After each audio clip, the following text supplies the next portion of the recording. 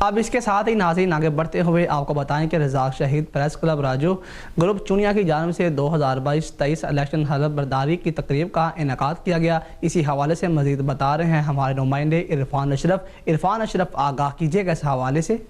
جی بالکل، چونیا رزاق شہید press club Raju group کی جانب سے 2022-23 الیکشن حلف برداری کی تقریب، جس میں چیف گیسٹ صدر بہار MNA رانا محمد ساق خان، رانا احسن ساق خان، صدر بہار چونیا میاں نسیم احمد ایڈوکیٹ، مرکزی پریس کلب کے بانی محمد اشرف مولا اور بہت سارے سیاسی سماجی شخصیات نے بھی خصوصی شرکت کی۔